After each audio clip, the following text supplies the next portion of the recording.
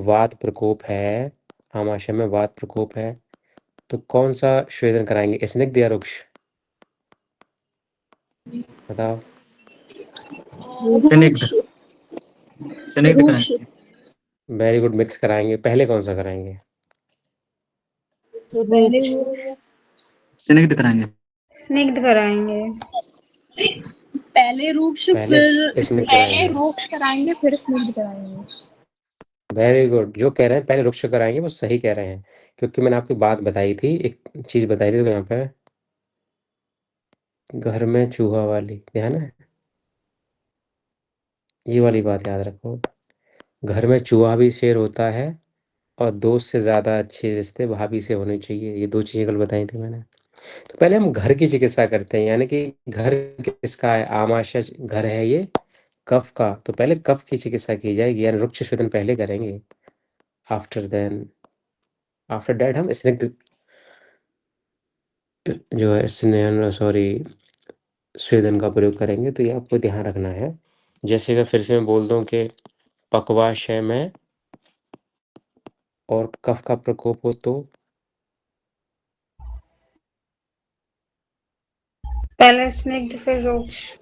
हाँ, क्योंकि पक्वाशय पहले हमें स्थान के बारे में सोचना है, स्थान यह है ये वात का, तो पहले वात का है तो यहाँ पर स्निग्ध कराएँगे, देन रुक्ष स्वेदन कराएँगे।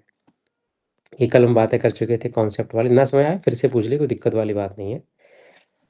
ठीक है, आप मुझसे व्हाट्सएप पर कभी भी 24 घंटे क्वेश्चन पूछ सकते हैं, उसका जवाब आपको भले कुछ घंटों बाद मिले पर मिल ज़रूर जाएगा। अपना क्वेश्चन टाइप कीजिए, छोड़ दीजिए।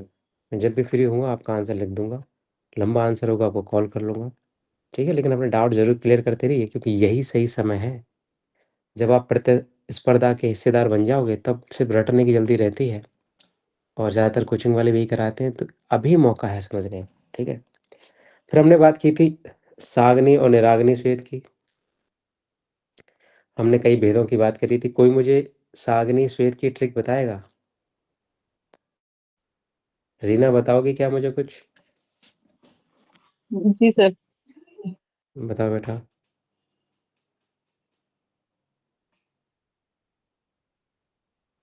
शंकर प्रस्तर पर ना पड़ पर हुँ, अब जे घोड़ा कुछ कछु हुँ। कछु कुटी का कुटी का भूखा है। कुटी है, का कुटी भूखा का है। भूखा है। Very good. जी। इसकी ट्रिक बताओ ज़रा आतिका, निराग्नि श्वेत की। सर बहु गुस्सा है, बहु हुँ, क्रोधित है और बहु आज युद्ध करेगी। ओके। अच्छा, मैं एक चीज़ सोच रहा हूँ कि अगर हम इसको आज को अगर थोड़ा ना अब कर लें तो ज़्यादा सही रहेगा। बहू अब युद्ध करेगी, तो अब से ना आहब को डिकोड करना ज़्यादा आसान है आज की बजाय, है ना? अब, आहब, ओके? बताओ सही है ना? उसको अब कर लो तुम, आज की जगह पे अब कर लो कि बहू अब युद्ध करेगी। आज क्या करेगी? वो तो अब करेगी ना, बहू गुस्सा है, बहू क्रोधित है, बहू अब युद्ध करेगी। अच्छा, हमारी क्लास में कोई कृतिका मिश्रा है क्या?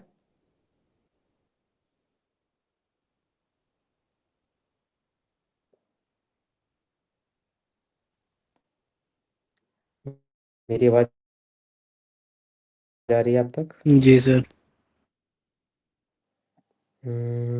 कृतिका?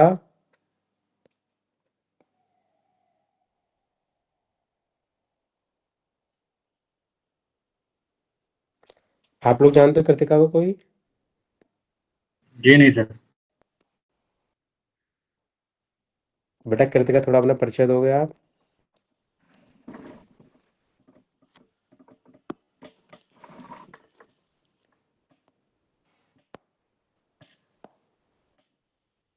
चलो कृतिका पहले हमारी परीक्षा लेना चाहते हैं, उसके बाद परीक्षा देंगे। फिलहाल हम आगे बढ़ते हैं कि रोग ऋतु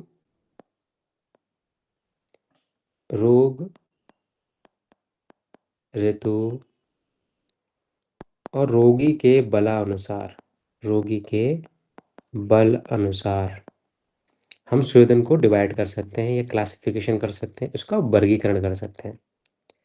देखो 3 चीज़ें हैं यहाँ पर। एक तो हम रोग का बल देख रहे हैं कि भाई रोग छोटा-मोटा है कि आम बात जैसा बड़ा रोग है, वात रक्त जैसा बड़ा रोग है। ऋतु कौन-सी है? क्या जो ग्रीष्म ऋतु में जितना स्वेदन करा सकते हैं, क्या हम शिशिर ऋतु में उतना करा सकते हैं? नहीं भाई, बदल जाएगा, पूरा टाइम पीरियड या उसकी प्रकृति बदल जाएगी। क्या हम रोगी का बल भी तो देख लें? क्या रोगी मोटा है, पतला है, बीच का है, कैसा प्रबर है, उसका मन कितना झेल सकता है गर्मी को? डिपेंड करता है ना? तो जैसे मैं 2024 बैच में पढ़ा रहा था, तो एक लड़की से कहा कि आपको गर्मी लग रही है क्या? क्योंकि अक्सर मैं पंखे बंद करके पढ़ाता हूँ क्योंकि मैं आवाज़ नहीं आती है। तो वो बोली, "हाँ सर।" मैंने क्यों बाकी को नहीं लगे? तो उसने बोला कि सर मैं दिन भर एसी में रहती हूँ। तो उसका ये एटीट्यूड था, मैं दिन भर एसी में रहती हूँ। तो इस बात को प्राउड कर रही थी। तो ये डिपेंड करता है, अगर पेशेंट दिन भर एसी में रहेगा तो भाई वो 5 मिनट भी स्वेदन नहीं करा पाएगा ना। उसका सत्व बारा बहुत कमज़ोर हो चुका होगा। तो ये सब तीनों चीज़ें हमें देखनी पड़ेंगी, उसके बाद ही हम डिसाइड करेंगे। चलिए देख लेते हैं फिर। तो स्वेदन को हम 3 तरह से बाँट सकते हैं, अगर इस आधार से बाँटना हो हमें। पहला है महान स्वेद, यानी कि ज़्यादा स्वेद कहाँ कराना है हमें?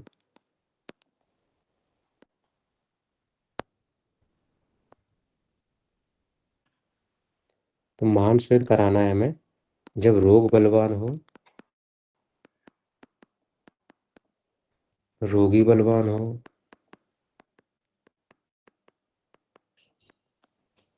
और शीतकाल हो, ठंडी का मौसम हो, तभी हम ज़्यादा स्वेदन या महान स्वेद करा सकते हैं।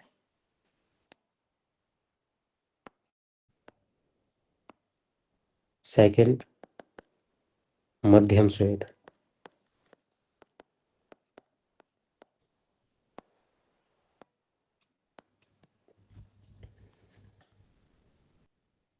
रोग, रोगी जो मध्यम बल वाले हों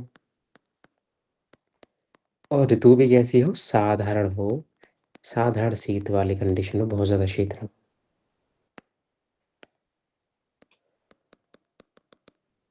हम अल्प श्वेत कब करा सकते हैं?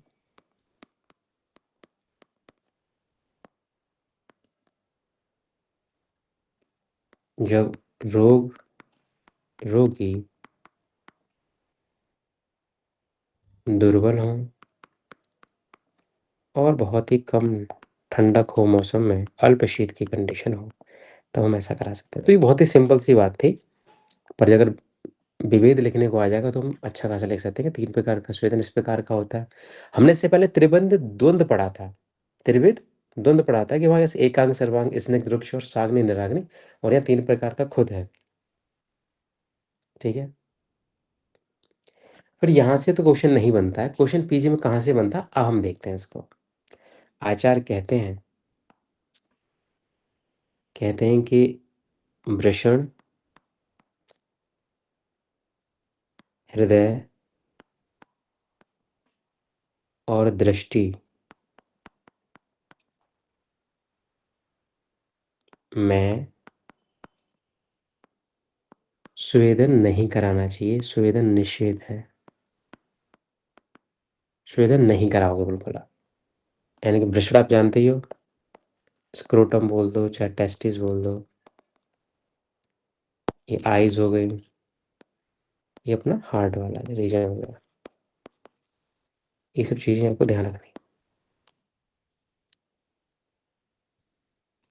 अच्छा, स्क्रोटम के तो बारे में हम लोग सब जानते ही हैं कि इसको बॉडी ने क्यों बॉडी के आउटसाइड रखा हो, क्योंकि यहाँ पे टेम्परेचर को हमें वैसे ही मिनिमम रखना होता है।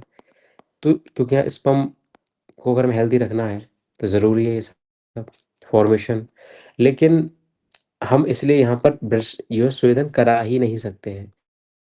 ऐसे हृदय में भी नहीं करा सकते हैं, ऐसी आँखों पर भी नहीं करा सकते हैं। बट एक कंडीशन जोड़ते हैं, तो आंसर हमेशा सोच समझ के देना है। बट कराना ही हो, ठीक है, तो हमें याद रखना मृदु स्वेद कराएँगे। ठीक है? If necessary. अगर कराना ही है, पहले तो हमें ये याद रखना है कि स्वेदन नहीं कराना है, स्वेदन निषेध है। ठीक है? आप नीचे मृदु स्वेद याद ही मत करिएगा। जब स्वेदन निषेध रट जाए आपको, हाँ नहीं कराना है, बॉस ने बोला था नहीं कराना है, उसके बाद ही आपको अगली लाइन याद रखनी है, अगर कराना हो तो मृदु स्वेद कराएं। पहले मृदु स्वेद मत रट लेना, पहले रटना ये है कि स्वेदन नहीं कराना है इसमें। ठीक? फिर जो हमारा इंग्वालर रीजन होता है, जो वंक्षण प्रदेश होता है, कमर वाला एरिया, इंग्वानल रीजन,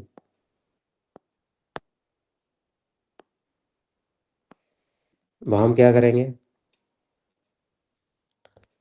इसमें हम कराएंगे मध्यम स्वेद।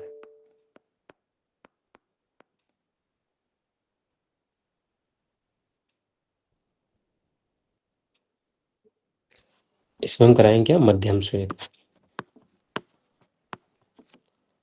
ये तो देखो सिंपल सी बात है। कमर वाला रीजन कहाँ होता है?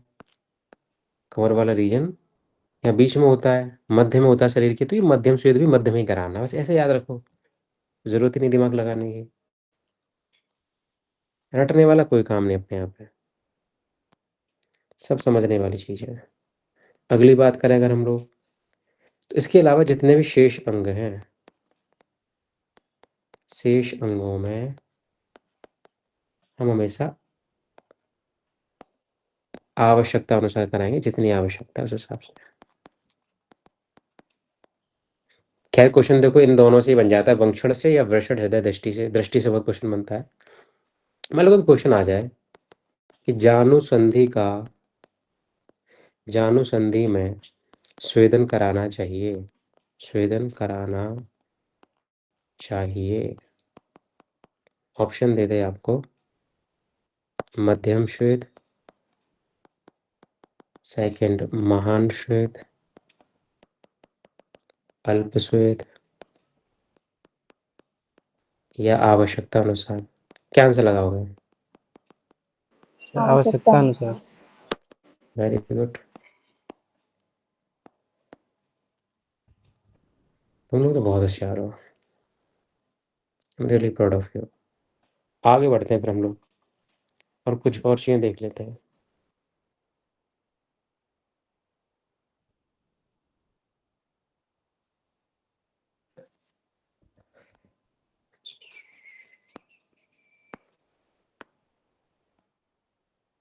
अब देख रहे हैं थोड़ा अष्टांग हृदय का, भागवत जी क्या कह रहे हैं आखिर इस बारे में, क्या विचार है उनके?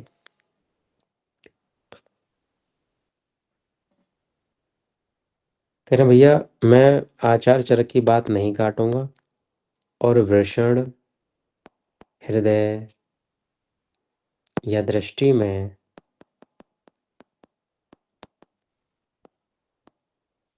क्या करने को कह रहे हैं?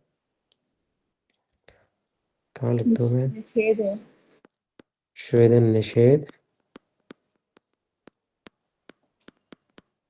या कह रहे हैं स्वल्प स्वेद, बहुत कम, स्वल्प स्वेद। ठीक है, लेकिन वंक्षण में क्या कह रहे हैं ये हमें याद रखना, भागवत का वंक्षण में क्या कह रहे हैं? वंक्षण में कह रहे हैं अल्प स्वेद।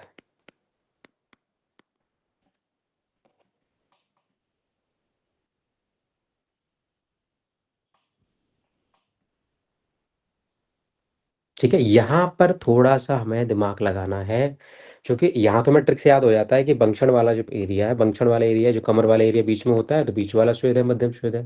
पर भागवत थोड़ी कहानी गड़बड़ कर देते हैं, तो यहाँ थोड़ी सी बात है, ऐसे अगर दिमाग में रखोगे तो थोड़ा सही रहेगा।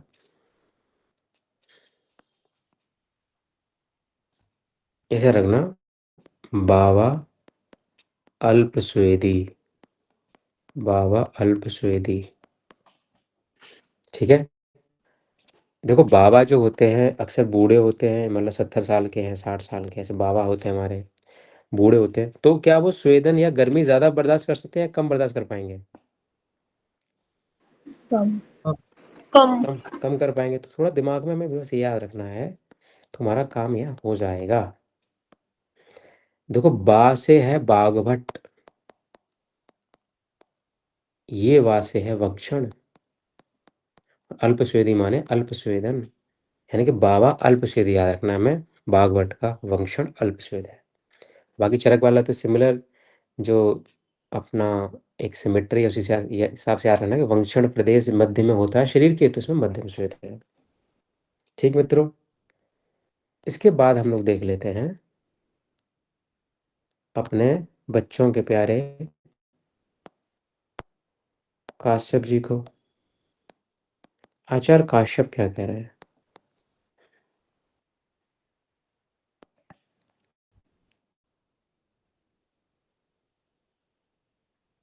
काश्यप कह रहे हैं देखो पहले वाले में तो देखो मैं भी कोशिश कर रहा हूँ कि मैं चरक को ना काटूं। वृषण, हृदय और दृष्टि में या तो स्वेदन निषेध है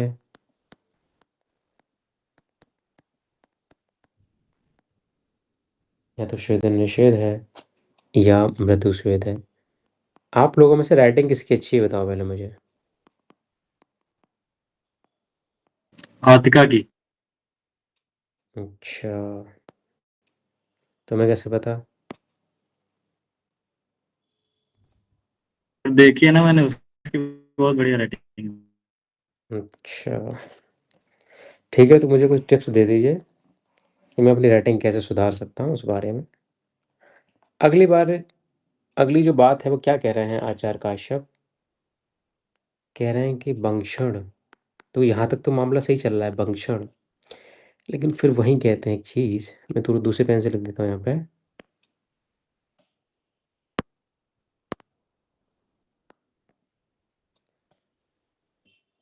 कह रहे हैं शेफ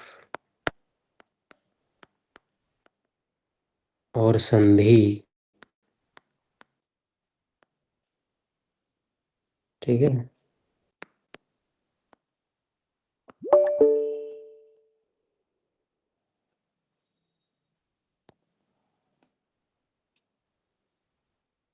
वंक्षण, शेफ और संधि, इसमें कौन सा होगा? ये समझने वाली बात है कि यहाँ मामला अलग हो जाएगा। तो यहाँ पर कह रहे हैं मध्यम स्वेद, मध्यम स्वेद। देखो यहाँ चल तो बिल्कुल चरक के अकॉर्डिंग ही रहा है, क्योंकि मध्य शरीर में वंक्षण भी मध्य प्रदेश में होता है। मध्य प्रदेश का मतलब एमपी वाला मध्य प्रदेश नहीं है, मतलब मिडिल इन द बॉडी। तो याद रखना मध्य प्रदेश में होता है, तो इसलिए मध्य श्वेत कहलाएगा। ठीक है, लेकिन यहाँ पर आचार्य ने दो चीजें और जोड़ दी, मुझे कौन बताएगा शेफ किसे कहते हैं? एनाटॉमी पढ़ के आए हो तुम लोग? बताओ। सर पेनिस को कहते हैं। और कोई बताओ। Sir glands. क्या बेटा? ग्लैंड्स। अच्छा,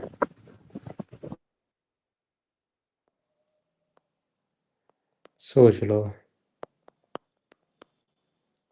अच्छा, तुमने अगर कहा पेनिस को कहते हो, ये बताओ मेड्र कैसे कहते हैं? मेड्र।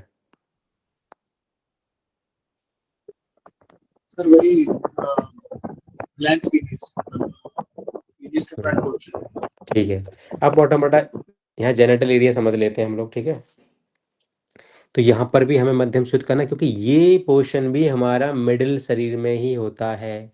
ये हमें याद रखना है, तो इसको याद करना भी बहुत मुश्किल नहीं है। चाहे वंक्षण प्रदेश हो चाहे शेफ हो, ये दोनों मध्य शरीर में होते हैं, तो मध्यम श्वेत है। अब सबसे इंपॉर्टेंट बात आती है संधि की, और यही सबसे ज़्यादा इंपॉर्टेंट है, क्योंकि प्रैक्टिकल लाइफ में हम यही देखते हैं। तो जब भी क्वेश्चन अब नए लेवल में बनना शुरू होंगे, तो काश्यप से उठाएंगे, चरक से बंद कर देंगे क्वेश्चन एनटीए वाले। तो हमें संधि इस बार का समझ लीजिए लीक क्वेश्चन है 2026 का, याद रखने वाली बात है कि संधि में कौन सा स्वेदन करते हैं। तो मुझे बताओ कि अगर जॉइंट्स की बात की जाए, तो जॉइंट्स चाहे बेटा अपर लिम्ब के हों या लोअर एक्सट्रीमिटीज हो, तो बताओ इसमें भी जो हमारे जॉइंट्स होते हैं वो कहाँ होते हैं? क्या हमारे प्रॉक्सिमल एंड पे होते हैं, डिस्टल एंड पर होते हैं, मिडिल में होते हैं जॉइंट्स? जल्दी बताओ।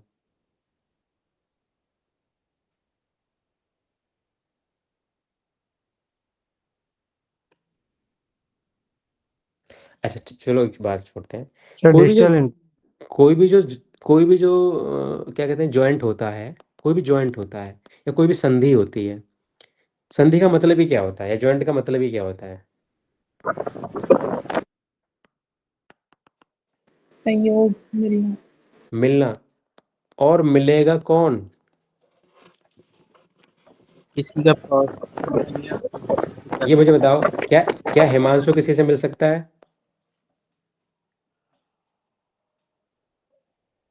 जल्दी बताओ, क्या हिमांशु किसी से मिल सकता है? हाँ सर। कैसे? मिलने के लिए तो 2 लोग चाहिए ना।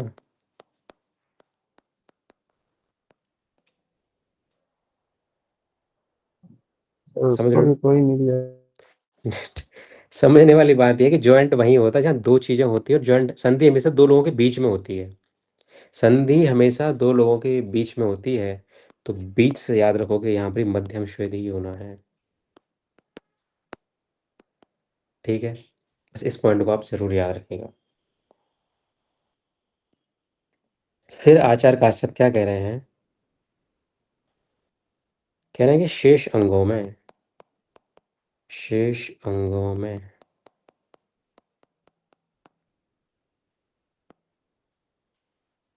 जो चरक ने बोला था बिल्कुल आवश्यकता अनुसार, आवश्यकता,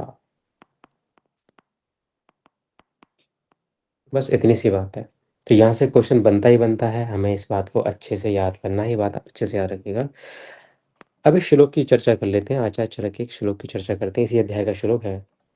यहाँ पर सम्यक स्वेद के लक्षण बताए जा रहे हैं, सम्यक स्वेदन के लक्षण बताए जा रहे हैं। श्लोक क्या कह रहा है? शीत शूल व्यपरम। मैं थोड़ा सा ब्रेक करके लिख रहा हूँ, ऐसे नहीं संधि करके आपको याद करना है। स्तंभ गौरव निग्रह। आप चाहो तो उसे स्वेदन की परिभाषा में भी लिख सकते हो, चाहे सम्यक स्वेदन के लक्षणों में, दोनों जगह यूज कर सकते हो। तो ये श्लोक याद करना बहुत जरूरी है हमारे लिए। संजाते मार्दव, कुछ गलत लिखा है यहाँ पे।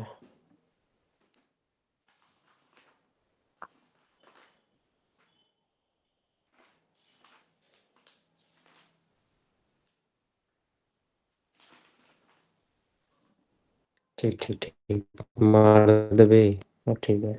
स्वेदे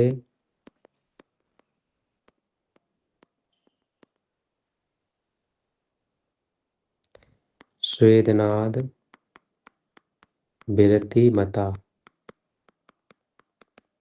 ठीक है, आपको बुक में ऐसा नहीं मिलेगा, मैंने थोड़ा ब्रेक करके लिखा है, तो अब याद करने में आसानी रहेगी इसलिए लिखा है। तो इस श्लोक को जरूर समझना, अगर यहाँ से क्वेश्चन आता है तो श्लोक को लिखना ही लिखना पड़ेगा, यानी मजबूरी है। पहली बात तो सम्यक स्वेदन क्या है? जब स्वेदन करने से शीत और शूल दोनों विपुरम हो जाएं, गायब हो जाएं। पहली बात तो ठंड लगना बंद हो जाए। हम कितना भी स्वेदन कर दें, आधे घंटे कर दें, बेसिक जनरल हम 15 से 20 मिनट मान के चलते हैं स्वेदन को, डिपेंड करता है मौसम, गर्मी होगी तो हम सिर्फ 10 मिनट में निपटा देंगे, पर इस साधारण तुम 15 से 20 मिनट मान के चलते, 15 मिनट तो मान के चलते। लेकिन आप कितनी भी देर कर लें और यदि ठंड लग रही है अभी भी पेशेंट को, तो आपका स्वेदन कभी भी पूरा हुआ ही नहीं है। शूल दर्द गायब हो जाए, स्तंभ जकड़ाहट और भारीपन का निग्रह हो जाए, ये दोनों हट जाएं बॉडीज। संजाते मार्दव स्वेदे, शरीर कैसा हो जाए, मृदु सॉफ्ट हो जाए, विरति मता, और ये सब चीज़ों से इंसान विरत हो जाए, ये सब चीज़ें, ये लक्षण शरीर से हट जाएं, तभी हमें क्या सोचना चाहिए कि इस हमारा स्वेदन सम्यक रूप से हो गया है। ठीक है, ये हमारा रेफरेंस याद रखिएगा, चरक सूत्र। चरक सूत्र 14।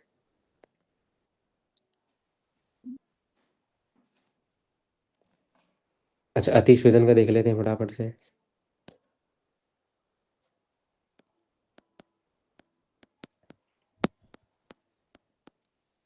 अति स्वेदन का श्लोक जिसको याद करना कर लीजिए, इसका श्लोक याद करने की विशेष आवश्यकता नहीं है, तो मैं इसका श्लोक नहीं लिखवा रहा यहाँ पर। पहली बात, पित्त का प्रकोप हो जाए, समझ लीजिए बहुत ज्यादा आपने स्वेदन कर दिया है। मूर्छा हो जाए पेशेंट को, इतना डिहाइड्रेशन हो जाए कि मूर्छित ही हो जाए, तो समझ लीजिए बहुत ज्यादा स्वेदन कर दिया आपने उसका। ठीक है, शरीर शदन, यानी कि शरीर में दर्द होने लग जाए, ऐंठन होने लग जाए डिहाइड्रेशन की वजह से। दहा, जलन हो जाए और दौर्बल्यता, ये सब डिहाइड्रेशन के लक्षण है। ठीक है, पित्त प्रकोप छोड़ दिया जाए तो सब डिहाइड्रेशन के लक्षण है, याद रखना। ये अति स्वेदन के लक्षण है, उनको ऐसे कैसे याद कर लिए, श्लोक की जरूरत नहीं, श्लोक बस हमें सम्यक स्वेदन का जरूर याद रखना है, ये बात याद रखिएगा। बाकी मामला निपट जाएगा। कहने कि यदि मान लो अतिशोधन कर ही दिया तो आप तो डॉक्टर हो, तो चिकित्सा क्या करोगे? चिकित्सा क्या करोगे इसकी? तो आचार्य बहुत अच्छी बात कहते हैं, यहाँ से कई बार प्रश्न पूछा जा चुका है, इसको ध्यान रखिएगा आप। कि ग्रीष्म ऋतुचर्या अनुसार, ग्रीष्म ऋतुचर्या अनुसार, जो ग्रीष्म ऋतुचर्या में जो खान-पीन बताया, आहार विहार बताया है, ग्रीष्म ऋतुचर्या अनुसार, ठीक है, चिकित्सा करनी है। और आचार्य वहाँ पे लिखते भी हैं, मधुर, शीतल, स्निग्ध आहार विहार। मुझे बताइए आप लोग कि ऐसा क्या होता है जो मीठा भी होता है, ठंडा भी होता है और जिसमें चिकनाई भी होती है या स्नेहन भी होता है, स्निग्धता भी होती है? बताओ कौन सी ऐसी डिश है? कुछ याद आ रहा है आप लोगों को? दूध। दूध। सोचो सोचो सोचो। दूध ठंडा कहाँ होता है? दूध तो गर्म भी हो सकता है पागल। आइसक्रीम। अरे मेरी आर्ट कितनी अच्छी हो गई है, ये तो काफी बड़ी हो गई। ठीक है, तो हमें याद रखना है, बस याद करने के लिए बता रहा हूँ आइसक्रीम, क्योंकि हमें ये याद रहे कि मधुर है, शीतल है, स्निग्ध है, हमें ये टिक करना है। ठीक है, कि ग्रीष्म ऋतुचर्या अनुसार ऐसा यहाँ वर्णन दिया गया है। ग्रीष्म ऋतु कहने के बावजूद आचार्य ने ये तीनों चीजें लिखी हैं, इसका मतलब याद रखना है कि ग्रीष्म ऋतु में तो बहुत सारी चीजें बताई गई, पर सारी चीजें यहाँ नहीं करनी है। स्पेशली हमें मधुर, शीतल, स्निग्ध आहार विहार का सेवन ही करना है।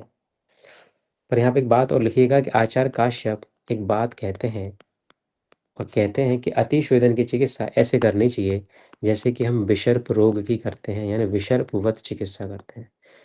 ठीक है, विषर्प हम लोग पढ़ेंगे जब काय चिकित्सा पढ़ेंगे, अलग से चैप्टर है, चरक चिकित्सा 21 आई थिंक ये चैप्टर है। ठीक है, तो काफ़ी अच्छा चैप्टर है, इसमें हम कॉम्प्लिकेशन के बारे में पढ़ेंगे, उपद्रव इत्यादि बहुत सारी चीज़ें पढ़ेंगे चैप्टर में। तो विसर्प हमें याद रखना है कि विसर्पवत चिकित्सा करनी है।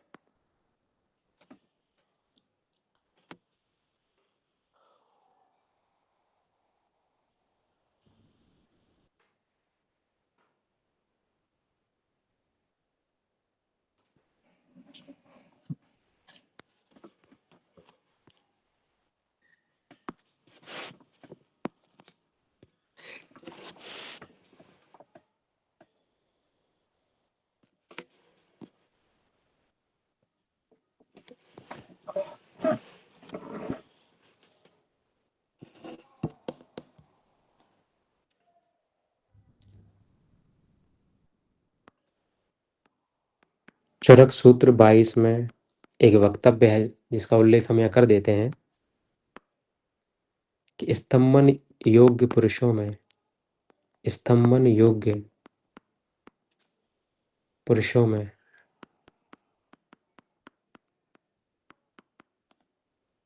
अतिस्वेदन का उल्लेख है।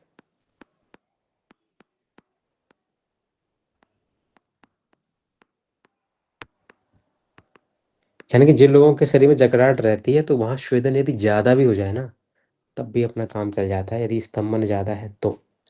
ठीक, पर सुश्रुत और बागवट, सुश्रुत और बागवट बता रहे हैं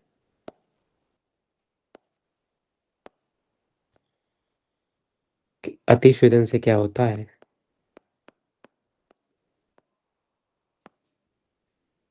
कहते हैं कि पित्त और रक्त का प्रकोप होता है। यहाँ देखो ना, रक्त भी बोल दिया, चूंकि 4 दोष मानते हैं आचार्य सुश्रुत, रक्त भी दोष मानते हैं वो, पात पित्त कफ के अतिरिक्त। कहते हैं संधियों में पीड़ा होने लगती है अगर ज्यादा स्वेदन हो जाए तो। और कहते हैं कई बार तो फफोले पड़ जाते हैं, स्फोट उत्पत्ति हो जाती है, छाले पड़ जाते हैं। तब भागवत कहते हैं कि चिकित्सा क्या करनी चाहिए।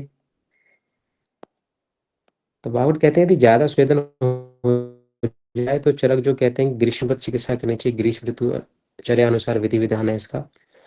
पर मैं तो कहता हूँ कि मतलब मैं तो कहता हूँ ना, भागवत कह रहे हैं ऐसा कि चिकित्सा जो है स्तंभन चिकित्सा होनी चाहिए, स्तंभन चिकित्सा।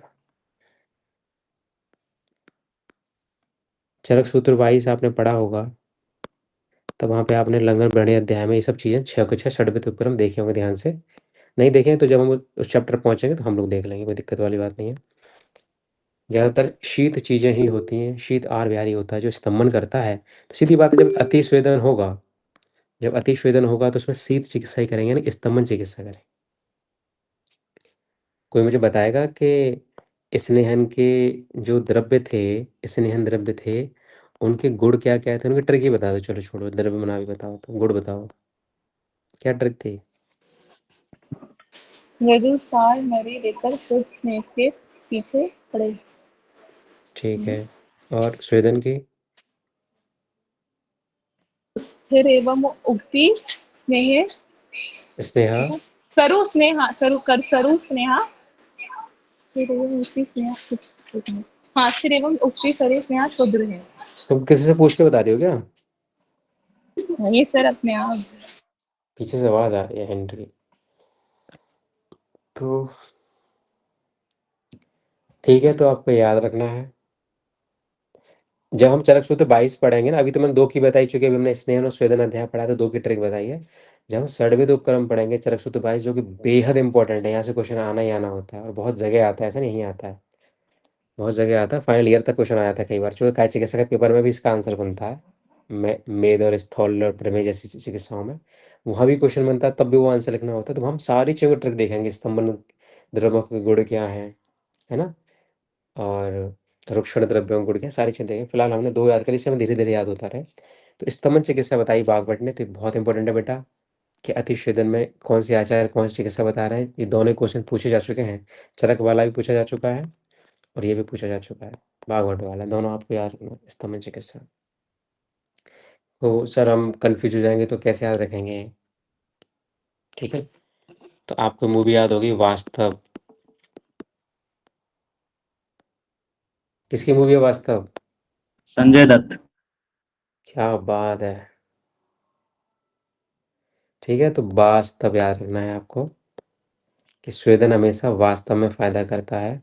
तो स्वेदन की अतिस्वेदन चिकित्सा क्या है? स्तंभन चिकित्सा, पर थोड़ा-सा रिलेट करके रखो, जिससे कि ब्लैंक ना हो जाए एमसीक्यू देखते ही, कन्फ्यूजन ना हो बस। बहुत ज़्यादा डिटेल में निमोनिक्स नहीं जाना है कि बैठ के ट्रिक ही रट रहे हो, है ना? ऐसा नहीं करना है। तो थोड़ा रिलेट करते रहो चीज़ों को। ओके, पर काश्यप ने क्या कहा था यहाँ पर चिकित्सा के बारे में, बताओगे मुझे?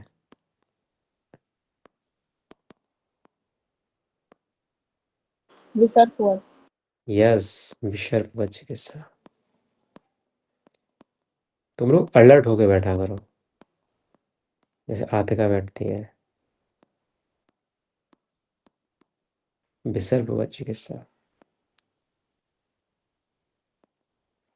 आतिका, तुमने द्रव्य वो पदार्थ विज्ञान कैसी पढ़ी है? सर बस रट के निकाल लिया। तुमने पढ़ी होती तुम ही पढ़ा देती इन बच्चों को, 2024 वालों को। यार चलो देखते हैं क्या करना उसमें। एक कॉन्सेप्ट और देखते हैं चरक का।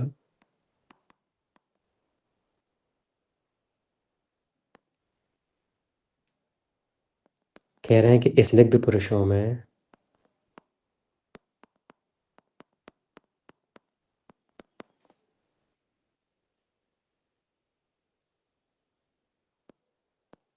स्वेदन तो करना चाहिए, स्वेदन क्रिया करनी चाहिए,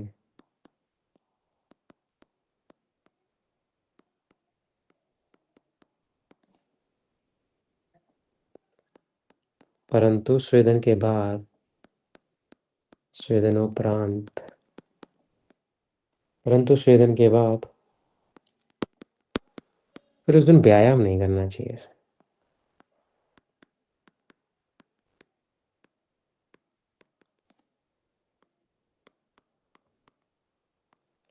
चूंकि दोषों का जैसे ही विलयन होगा और आप अगर व्यायाम कर लेंगे तो स्वेदन हो जाएगा, और स्वेद से वो सब कुछ जो है, जो हमारा एक त्वचा एक एक्सक्रीशन पार्ट है हमारी बॉडी का, वहाँ पे मामला शुरू अवरोध का हो सकता है। इसलिए ऐसा नहीं करना चाहिए कि स्निग्ध पुरुषों में स्वेदन तो करें, परंतु स्वेदन के बाद उसमें व्यायाम ना करें। स्टेटमेंट है, स्टेटमेंट के तौर पे क्वेश्चन आएगा, आपको इसे याद रखना है इस चीज को।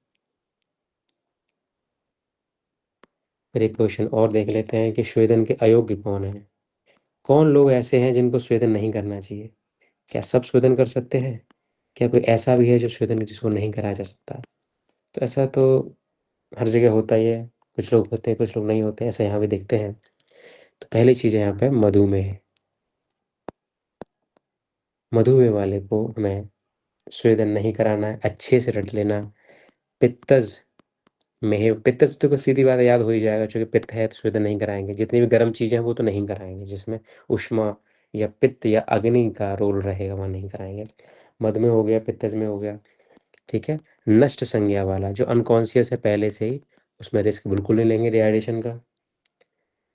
स्थूल और दुर्बल दोनों में, या तो कोई बहुत मोटा हो या कोई बहुत पतला हो, दोनों में नहीं कराएँगे।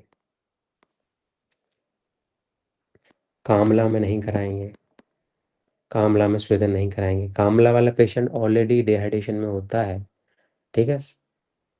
वहाँ मामला पित्त वहाँ पहले से दूषित होता है, पांडु कामला में, तो वहाँ रिस्क नहीं लेंगे हम। और जब डिटेल में कामला पढ़ेंगे तब बात करेंगे इसके बारे में। उदर रोग में नहीं कराना है हमें।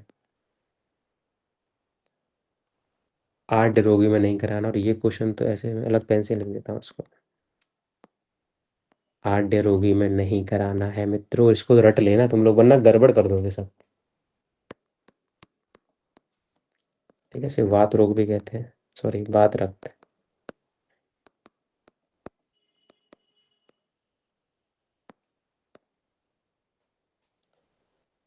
तिमिर के पेशेंट में नहीं कराना है, ठीक है?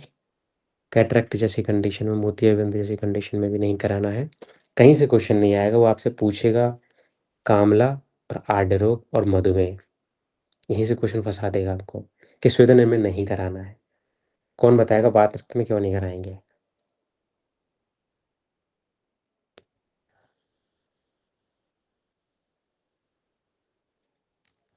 सर रक्त इन्वॉल्व है इसमें। वेरी गुड, रक्त इन्वॉल्व है, सही बात है। हमने क्या याद किया था कि विरेचन किन चीज़ों के लिए, सॉरी कहाँ विरेचन आ गया, स्वेदन किन दोषों में कराते हैं हम लोग? ये तो प्रकोप बात पितर कब बात कफ, प्रकोप बात कफ, समझो बात को। ये सर मैं कह रही थी पित्त और रक्त का प्रकोप करता है इसीलिए। हाँ, आप सही कह रही हैं। कभी-कभी किसी और की तारीफ करने दो मुझे, ठीक है? बैलेंस करके चलना पड़ता है, मामला उलझ जाएगा। कहाँ था मैं, क्या पढ़ा रहा था? स्वेदन विरेच, हाँ मैं ही बता रहा था। अच्छा, तेल किसका शमन करता है?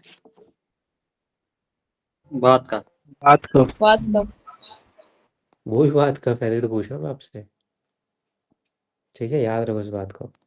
अच्छा, कोई घशमरा है, कोई घशमरा रोगी है, तो उसमें कौन-सा स्नेन देंगे?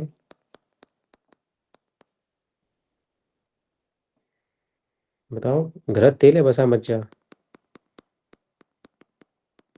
सर घसमरा क्या होता है?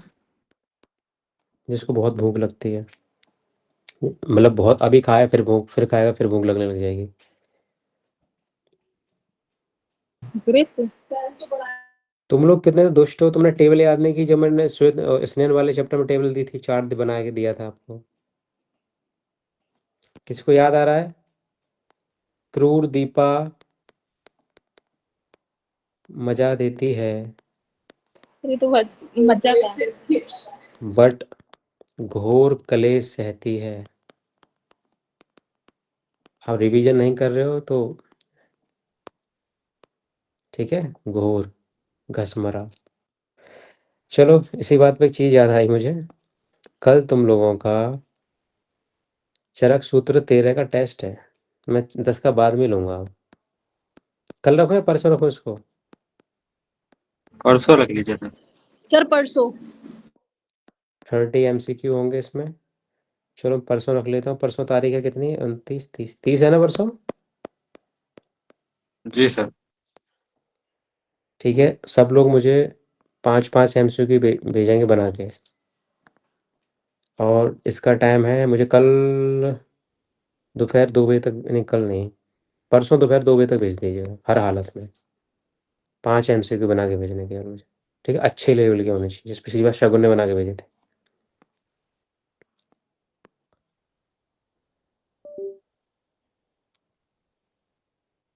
बीच में तुम लोग टर्म और पीए होने लग जाते हो, तुम लोग क्लास छोड़ देते हो, ये बड़ा अजीब लगता है। इतना सीरियसली पढ़ते हो, पहले से क्यों नहीं पढ़ते उस चीज़ के लिए?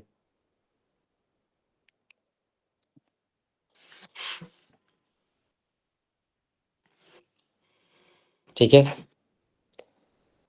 तो आपको आइडियोलॉगी इसमें याद रखना। कुछ मैं एक्स्ट्रा चीज़ें लिखा रहा हूँ, ये नोट्स में नहीं है लेकिन मैं लिखा दे रहा हूँ आपको। एक तो ये लिख लीजिए, कषाय मद्य नित्यानाम।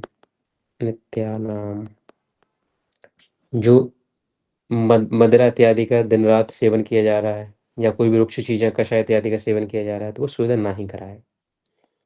ठीक है? गर्विण्या, गड़बड़ी ना कराए।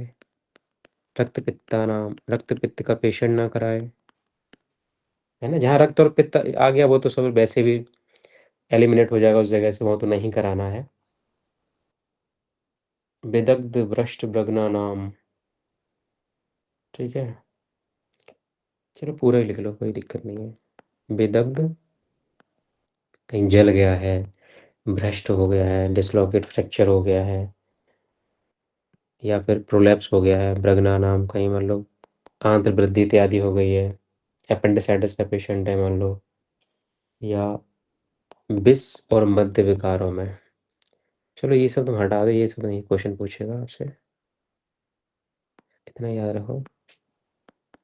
विष और मध्य के विकारों में।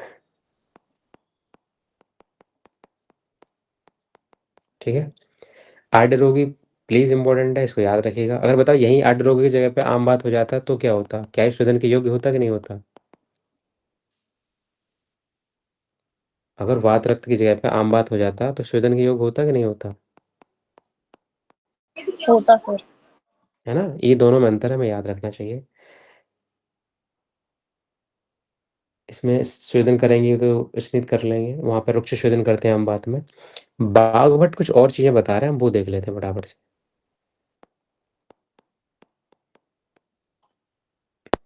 भागवत अपनी कहानी में कह रहे हैं कि भैया देखो, गड़बड़ी का तो ना ही कराओ, गड़बड़ी में तो कुछ भी नहीं कराना चाहिए, पीसीएम देने के अलावा कुछ ना दो उसे।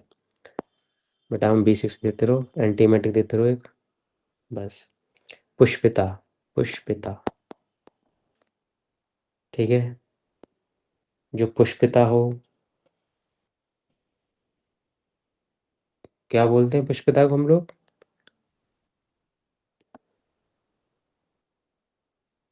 इंग्लिश में क्या बोलते हैं उसको?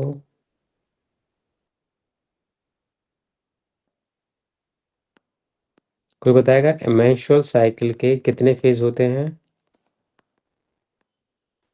जल्दी बताओ। 3 फेज होते हैं। कौन कौन से?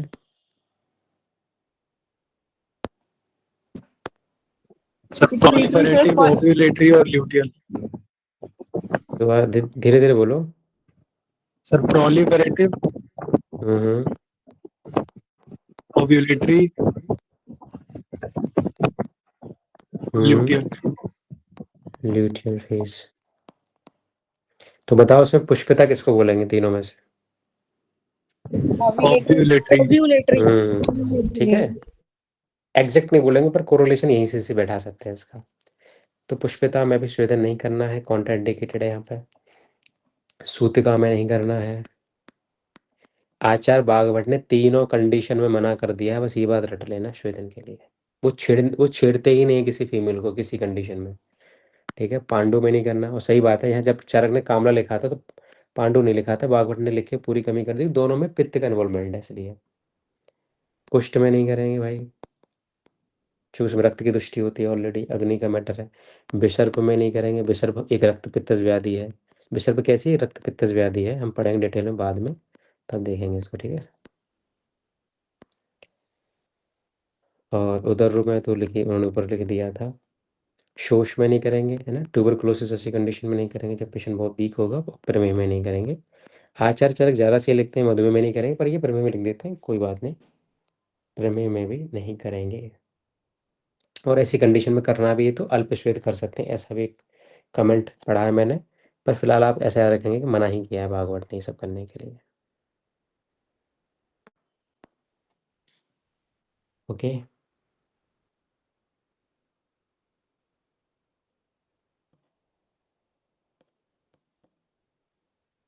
और तो कुछ स्पेशल है नहीं यहाँ पे, लगभग सब कवर हो गया है। जब हम निराग्नि श्वेत पढ़ रहे थे, अष्टांग संग्रह 11 लिख दिया, ठीक है। हाँ, मैंने किसी से ये काम दिया था कि उपनाह के बारे में पढ़ के आने के लिए। किसने पढ़ा है? जी सर। बताओ क्या पढ़ा आपने?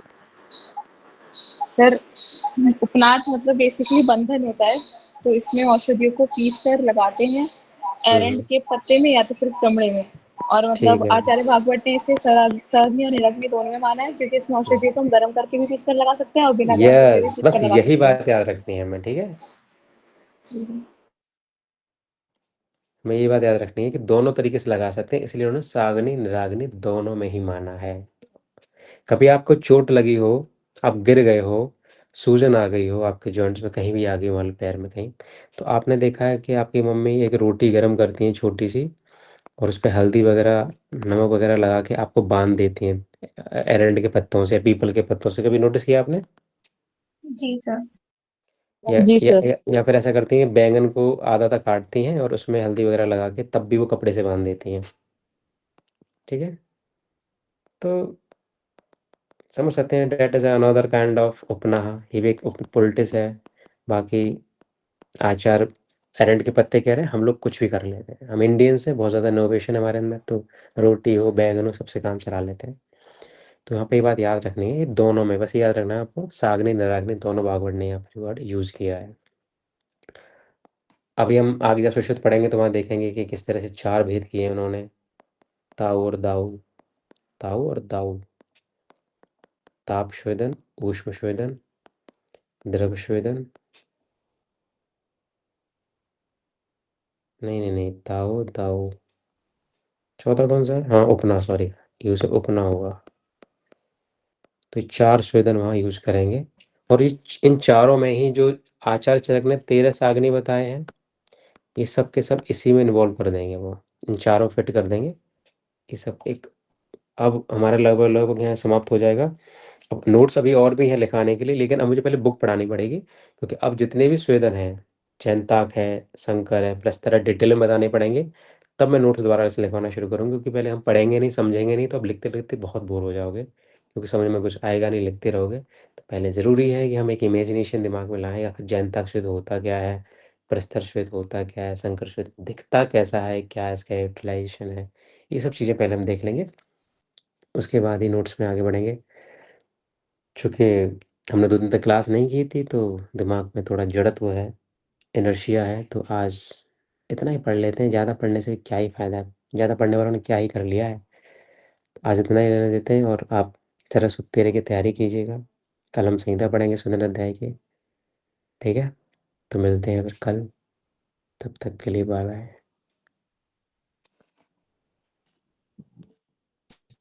सर नमस्ते। नमस्ते। नमस्ते सर। नमस्ते सर।